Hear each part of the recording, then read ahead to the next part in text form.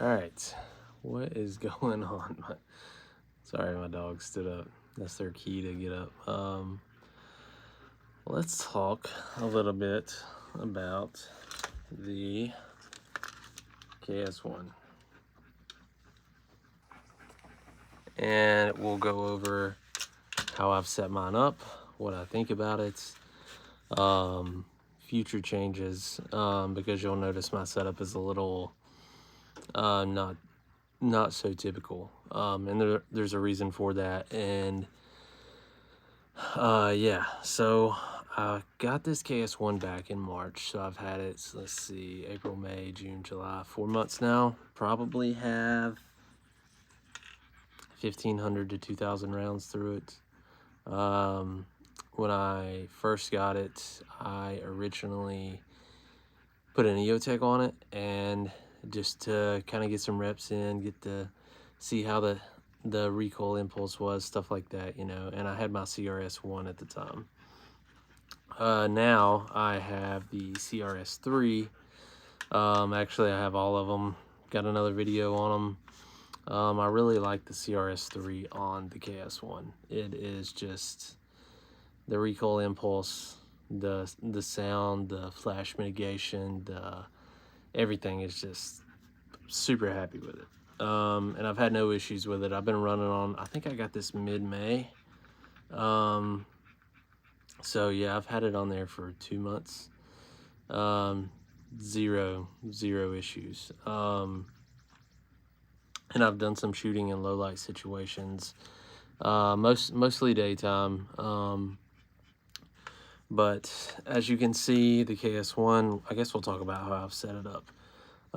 Yeah, it's got the dimple barrel. Mine did not have any rust on it whenever I got it done.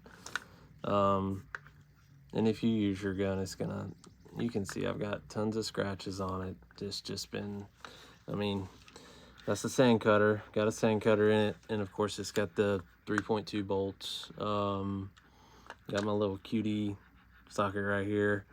For my sling, I'm running a Leopold Mark 6 3 to 18 with a trim 3 reticle. Love it, especially for shooting in a windy environment, or when you're shooting out over 300 yards and you have pretty significant holdover with 5.56. Let me zoom that out. So I really like this reticle on this gun, and the reason I have this scope on this particular gun at this time is we have a depredation tag on the farm. Have some pretty big issues with groundhogs and deer, and therefore I need something that was compact, because a lot of times I'm shooting out of the window of my Land Cruiser or my 4Runner, and but I also need to be able to PID and, you know, see what I'm looking at. And PID, you know, that stands for essentially ID in your target. You know, making sure you know what you're shooting at. So with 18 power on this thing and the trim 3 reticle, I can zoom in. I've got a little dope car to carry with me. I need to find a good way to attach it. So if anybody in the comments knows a good way to put my little, DIY laminated it with some clear-sided tape. But yeah, I've got the new lower. I did put the contract correct. What is it? MIAD, Miad, I don't know how you say it. I can barely speak English as it is, so put that grip on there. I really like this grip. I'm kind of an A2 guy, and I really like this grip. It's got that little storage compartment. I think there's just gun. I think I just put gun oil in there. I can't remember. And of course, the old CTR. Can't go wrong with CTR.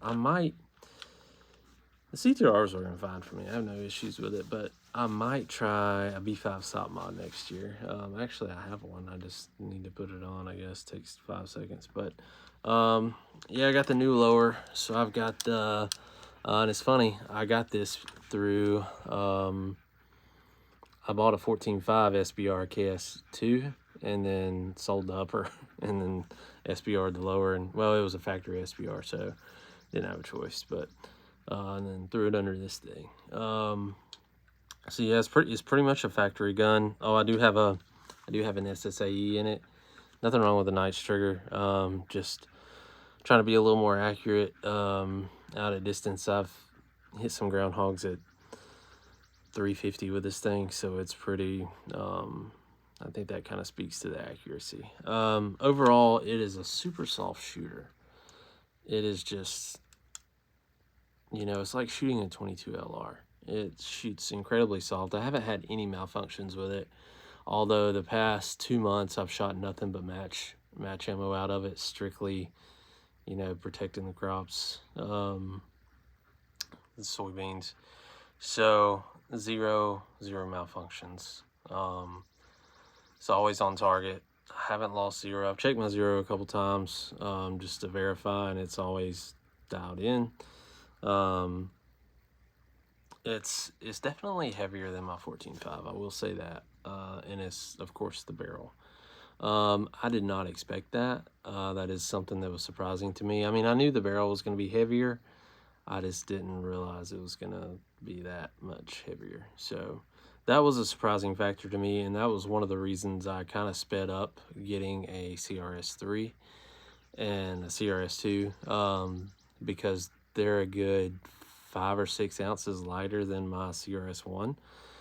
The CRS-1 is a chunky boy, and when you put a Leopold Mark 6 and a CRS-1 on a KS1, it has got to be like one of the heaviest SBRs there is. So I'm glad to have the CRS-3. As you can see, it's getting pretty dirty. Like I said, I've been using the crap out of it. It's shooting it almost every day.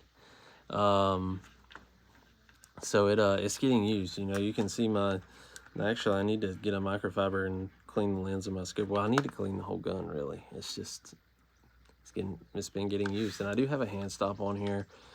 I kind of use this more for, when can't really see it, but when I push up against a like a barrier or something, like if I'm shooting through the window on my door, this will go up against this hand stop will go up against the door, and that way I can kind of push into the door and kind of get more of a a good solid shooting stance, which is crucial, especially with 5.56, because shot placement is key with 5.56 when you're shooting game. Groundhogs not so much, obviously, but deer. You want to be ethical when you all that stuff. But the KS1, let's see, what have we seen about the KS1 on social media that they're not accurate? I have not experienced that. It's shooting. I mean, it's not a Mark 12 Mod 1 with a Krieger barrel or Douglas barrel. It is. I mean, I think it's a chrome line cold hammer forged barrel. So it's or actually, I don't know if the KS1 barrel is cold hammer forged. Someone will tell me, because I don't think these have the what is it? The special Armament. I think it's just all the other one, the KS2 and KS3, right? But like half the people that buy these things aren't going to shoot that much, enough to like need the longevity of that steel anyway. But give me a minute. A German Shepherd's whining. But it's overall it's been around a 1.2 to 1.1 inch gun for me. This is at 100 meters, 0 to 100 meters, because I shoot in mils, obviously. So I'll say I took a deer at actually yesterday was my record shot, 486 yards, and it dropped it stone cold, dead on impact, with 77 grain tip match king ammo from Bone Frog. So it's freaking working. Shot a couple groundhogs out at 300. They were dead on impact, of course. But overall, I'm super happy with it. I I would buy another one. This is definitely my go-to now. If I had to pick one gun, I've got a KS3, a 14.5, and a Mark 12 Mod 1. This gun is coming with me. And I will say I'm actually done with the whole deer and groundhog stuff now, so I'll stop flashing my serial number in front of the camera, but I'm done with the deer stuff as of yesterday, and it took up a lot of my time, so I'm gonna enjoy a little bit of free time. But now that that's done, I'm gonna start looking for an AMG 1 to 10. Probably not gonna get a tan one as much as I would like to. $4,500 for a tan one is just not my thing. I know they're decent scopes, but it's either going to be, so here's my thing. I'm going to try to get an AMG 1 to 10 in black, and I'll probably just leave the whole gun black if I do. Or if I can't find one, I only want to pay like $3K for an AMG, so anything more than that, I'm not going to pay that. I'm probably going to end up getting an attacker, then I can put this scope back on my Mark 12. So I may do the attacker if I can't find an AMG for $3K. Because you can get attackers for like $22.50 all day on tax swap. Even cheaper. I've seen some even cheaper now. Little FTE attacker 1 to 8. And if I get that, then I'll probably have it Cerakoted. Have the gun Cerakoted. FDE, like the contract rifles. I think that would look good. But yeah, I'm just gonna keep shooting the crap out of it. I haven't had any malfunctions. I put about it's probably about 600 rounds through it when I first got it of PMC.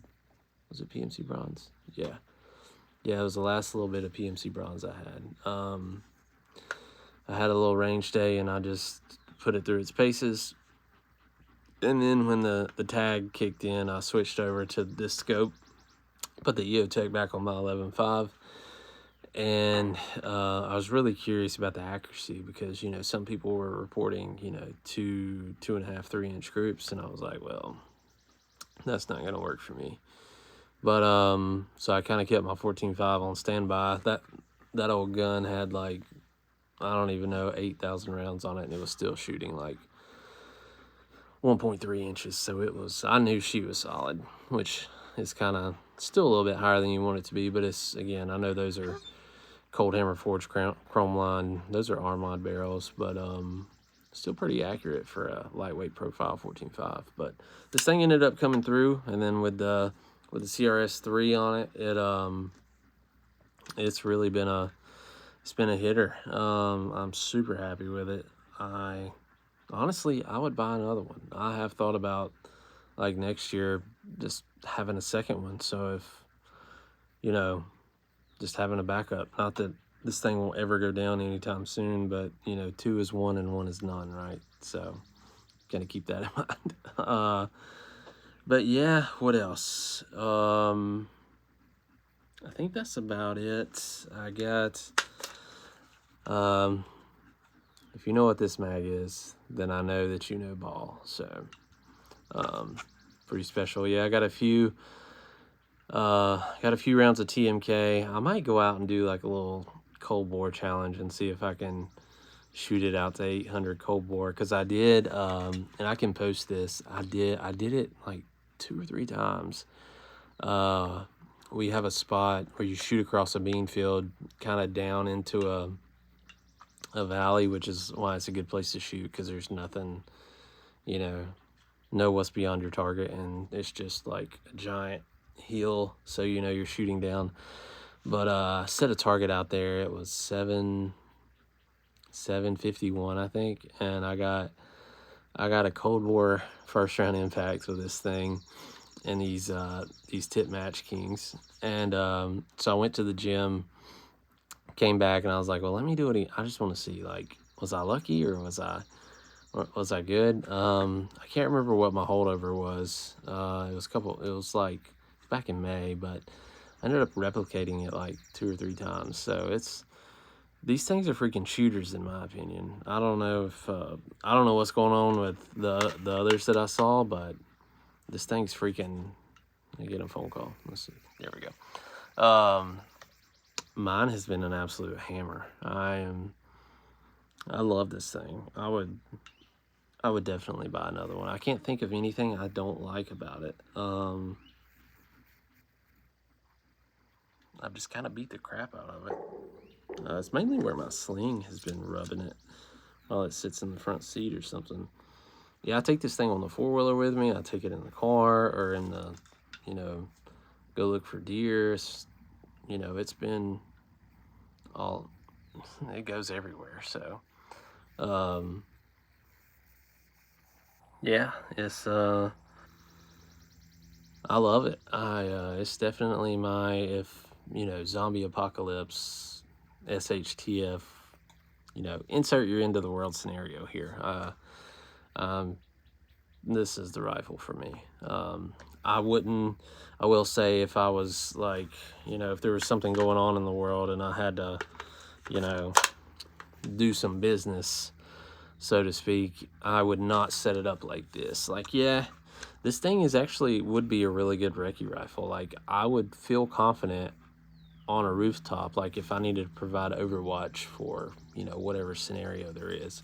I would totally feel confident sitting on a rooftop on a tripod or bipod or whatever, taking a shot out to 500 meters. No problem with this thing. But if I was, if you're going to turn it into a GPR or whatever you want to call it, recce rifle, I would probably throw a 1 to 8, 1 to 10, or 2 to 10 on this thing, because this is a lot of, it's not that, I just feel like the scope would be better suited for, 16-inch, 18-inch gun, which this 13.7's, packing a punch, especially if you run like NAS 3 ammo. But yeah, I just think that a 1 to 10 would be better suited for it.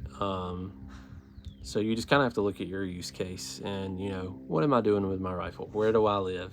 What kind of environment do I have? Like, for me, I was like, well, I got a PID, groundhogs, PID, deer, stuff like that. So I needed the extra magnification. Now that that's over with, I'm like, okay, it's more of a home defense, shit hits the fan, recce rifle. And where I live, I have 300 to 400 yards is pretty much the max you're going to be shooting. So an LPVO just makes sense. So when I get an LPVO on there, I'll do another review, but I really don't have anything bad to say, or really anything to say at all. It's just been working. It's just every time I pull the trigger, it goes bang where I zeroed it to go bang at. So what more could you ask for?